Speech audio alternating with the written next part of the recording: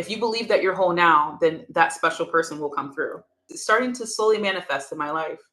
And it's beautiful. Like, I get emotional even talking about it. Everything that I've ever asked for, I've gotten. I am getting right now. And when we realize like the magic in that, it makes you wonder, like, why don't we all believe this? My name is Tanisha, and I am a spiritual coach, storyteller, visual artist, psychic medium, which is something that's very new. I'll talk about that in a second. And I'm here to help the collective, or as my natal chart says, be a network and help others promote themselves. So it's pretty interesting. And I think I'd like to start with a story. This story allowed me to realize, or remembering this story allowed me to realize that I had an inner guidance system since I was born. So I would say at the age of 11 or 12 years old, my family decided to move to another town from a small city to a big city with in a neighborhood where people had a lot of money. So it was very different. And when I moved there, I assumed that I'd be able to make a circle of friends like I did before and, you know, be my eccentric, eclectic self and wear whatever I wanted and do whatever I wanted. Turned out that wasn't the scene in this new school. So I found myself very alone, very isolated. I found myself not having friends at all. And what followed that was some really intensive bullying that was happening at this middle school. And the bullying got so bad that I decided that I didn't want to be here anymore. Again, this is at 11 or 12 years old. So back in them days, a lot of us would say, a lot of the, I would say adults would say, you know, make sure that you speak to your parents, make sure that you tell an adult, speak to your teacher or something. And the teachers would say, speak to your mom. And when I decided to tell my mom, because we were in a single family household, me, my brother, and my sister. When I decided to tell my mom, I sat her down one day and I said, Mom, you know, I'm getting bullied a lot in school. I'm feeling depressed. I'm feeling like I don't want to be here anymore. And I remember the pause, and I could just see the light kind of like just flicker out of her eyes. So I was like, okay, she's about to give me some really heavy advice. She's going to tell me that everything's going to be okay. But she said nothing. What followed was complete silence. And I remember in that moment, I was just like, you know, I'm waiting, you know, minutes and minutes for my mom to respond, and she says nothing. So I decided to stand up, walk to my room, and then I sat on my bed and I started talking to myself out loud. Because when you hit a wall like that, it's almost like you have no other choice but to do what most would be considered crazy. So I started talking to myself, and even though answering my own questions, it made me feel a little crazy, but it worked. And to my shock, I started getting a response.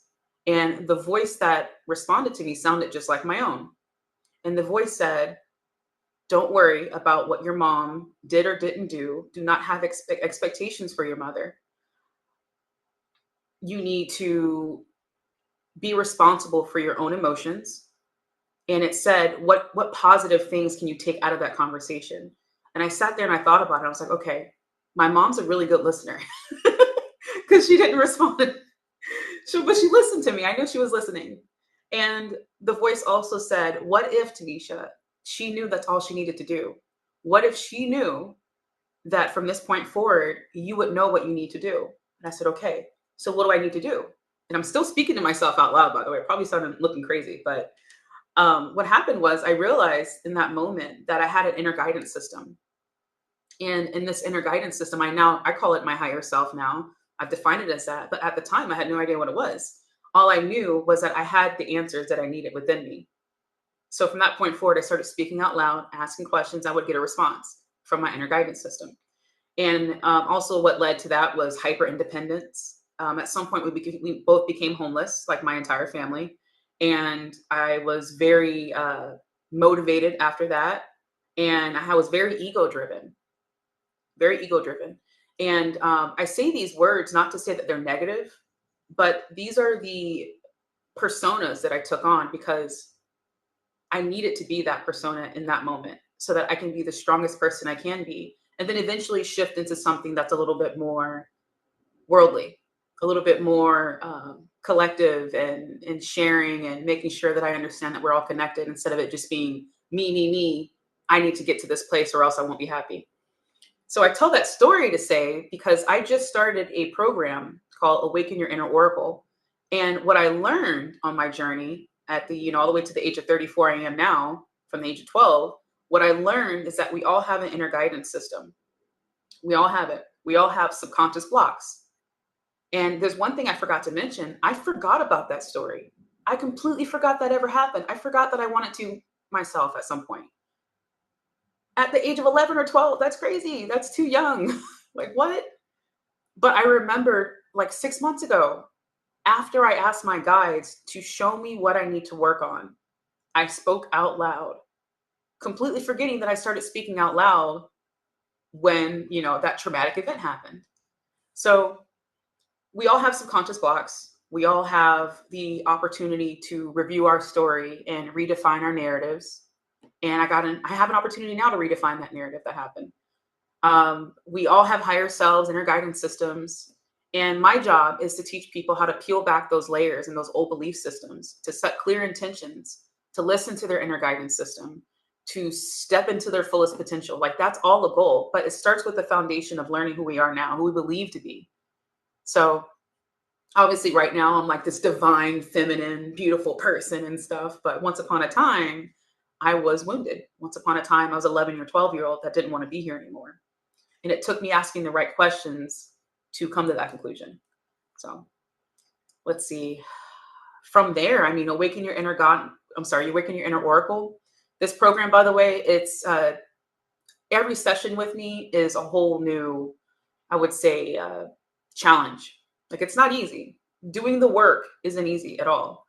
And I have this framework I call 5-component framework, where it starts with truth, what is, which is reality, intention, transformation, and trust. Again, that's truth, what is, intention, transformation, and trust. And I do it that way because I've learned that there was a pattern in me, how would I say it? In me getting through my subconscious blocks and me peeling back those layers. And that pattern had a theme, and that theme is something that we can touch on in every session that we have together. And it's roughly an hour where we go deep. I do want to add that I am not a licensed therapist, so we would not be going into trauma. We would not be going and speaking directly to certain details of events that have happened in your life. But what I do is I help you with the tools that have helped me. I share my stories with you, because in sharing our story, people relate to them, right? That's why Age of Aquarius, we're all creating content now, because in sharing our stories, we're able to show people what it looks like on the other side. When it comes to being a psychic medium, it wasn't very clear to me at first. It actually took me doing so many different jobs with the public, specifically human services. I worked at a homeless shelter for a couple years, and in this homeless shelter, I was really close to one of the guys that lived there. He was an Italian guy in his 60s, short, funny, hilarious, like, oh my gosh. And he would walk over to my security office and kind of just chat with me sometimes. And one day he came by and he was just like, I'm really nervous. I just applied to this apartment and I don't know if I got it or not. I'm kind of nervous. And I was just like, as he's speaking, I'm starting to see what the house looked like, what the room looked like that he would be living in. I saw him sitting on the bed in his underwear, eating lunch. And I thought to myself, or at least my inner guidance system said, why don't you ask him, why don't you confirm what you're seeing? And I was like, okay. So after he was done talking, I was like, did it look like this? And I explained everything in detail. And his eyes just kept getting bigger and bigger as I'm explaining. And at the end, he's like, how did you know that? And I replied, I was just like, I don't know. I think I'm psychic. I think I'm psychic. I think at this point, it's time for me to start calling myself a psychic, because I know what you look like. And in the moment, I was just like, okay, what's the first rule of readings? You ask for permission first. And even though I kind of did, I knew that morally telling the man that I saw him in his underwear eating lunch on the bed probably wasn't a good idea. But I felt the need to say everything in detail, just in case, I left something out, and, just in case it was wrong. But at that point, I found out later, about a week later, he actually got the apartment. And in that moment, I was like, I work at a shelter. I feel like I'm doing really great work in the community. I feel like I'm being a humanitarian for the most part. But what if there's something else out there for me? What if I can touch people on a different level? So other than my program and, being considered a psychic medium, I also have these really great stories to share with people about me really helping them realize realize that there's potential out there for them to tap into their own abilities. And I can help them with that. But in the meantime, I'm strengthening my own by doing these TikTok videos and these Instagram lives and stuff. It's been a wild ride. And other than that, just my own story. I'm really big on dreams. Like my nickname is Dreamwalker because I am a big dreamer. I remember all my dreams, very vivid, very lucid. And it started when I was younger. I would have these dreams about certain scenarios happening, and they were premonition dreams. Of course, I didn't realize until a thing actually happened, right? Until the story came true. And for example, I saw my father in my dream, my biological father. I saw my mom pass away before she did. I met my now ex-husband, but before, became my husband. And I've met my future partner, which is interesting, in my dreams. And I don't want to go too far into dream work because it's a lot, but I do want to say that it is an integral part of our healing journey and our life. And if people only realize just how powerful our dreams are, I don't know. Like I've been able to integrate that in my life and even in my program, just kind of like teaching people that it's a part of the practice that can help them unlock those subconscious blocks, those subconscious blocks. So other than that, I mean, it's kind of all been one big slurry of just learning who I am while at the same time noticing the patterns that I once struggled with in my life that I can help other people with. So when I met my future partner in the dream, it's a very interesting moment for me because this is happening right now. This is all unfolding, and it's very difficult for me to really break down into words because I went from thinking this guy was a twin flame to learning more about twin flames and realizing that he's a lot more than that. But in my dream specifically, I saw this tall, 6 foot or so person, long hair. Now I know it'd be locks like my own. Um, Certain complexion, he had brown skin, and his face was blurred.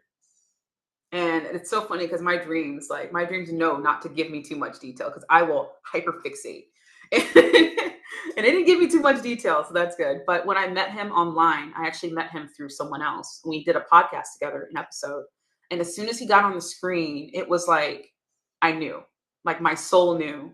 And he knew too, because we had this moment where we stopped and we were just like, hi.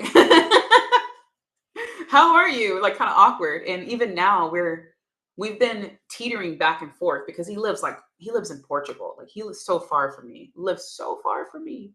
And there's just seemingly no chance for us to meet at some point. But we know that our souls are meant to meet. So it's much deeper, and I haven't figured it out yet. I don't believe it's a twin flame. I think that we're all soulmates. Everyone that we meet in our life, we're a soulmate. That's why we meet, because we've met before. We have a plan together. There's something that's supposed to happen between us, some sort of experience, I mean. So with this particular person that I met in my dreams, that I know is my future partner, I'm letting it play out. And I'm realizing that my focus right now is simply self-love. And for me to be able to look at myself in the mirror and say to myself confidently, you're beautiful, you're confident, you're courageous, you are whole, not half. You don't need the other half, this person that you're trying to connect with. If you believe that you're whole now, then that special person will come through. And that's where I'm staying at right now. And it's happening slowly. It's starting to slowly manifest in my life. And it's beautiful. Like I get emotional even talking about it, not specifically with this special person I'm referring to, but my life in general. Everything that I've ever asked for, I've gotten. I am getting right now. And when we realize like the magic in that, it makes you wonder, like, why don't we all believe this? That this is possible? Why? Because it's magic. It literally is magic. Like it's happening right now. Everything we've ever asked for, it's right there. We just don't see it yet. Ah, so yeah, that's my story about my premonition dreams and meeting my special person in my dream. He's coming through when it's time for him to come through. Self-love is to me is being able to truly see yourself the way that your higher self sees you, your future self sees you.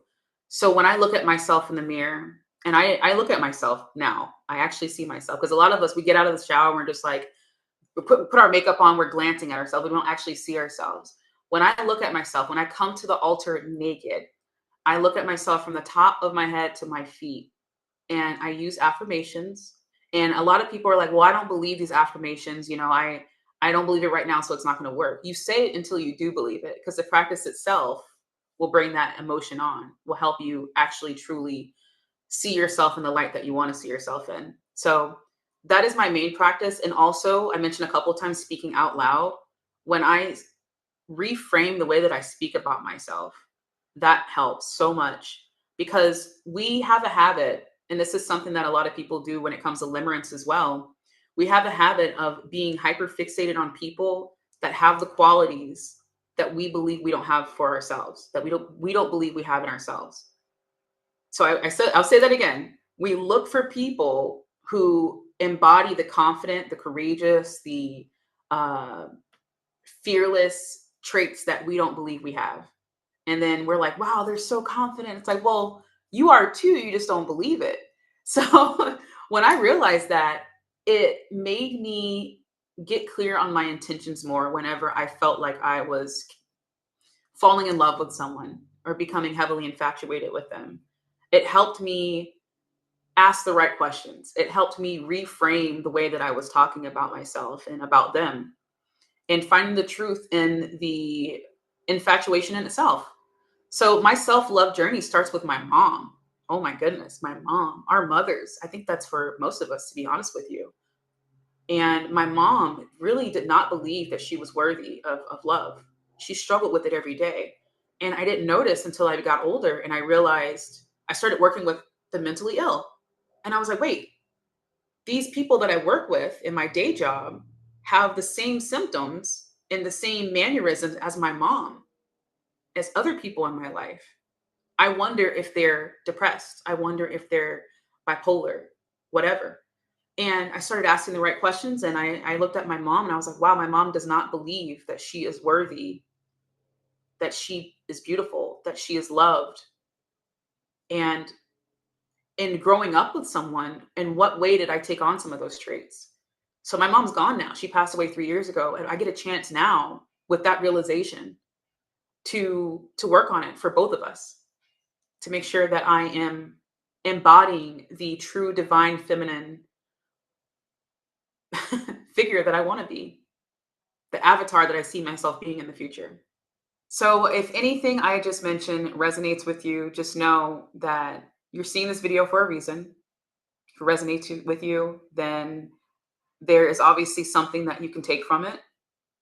If you feel that you are not whole without your special person, if you feel like you just can't move forward, you can't move on because your reality isn't matching what you want it to look like, if you feel like every day is a struggle, every day is something that might not be worth it, just know that you're not the only one that feels that way. And there's people out there right now that want to help you. There's people out there that have stories very similar to your own.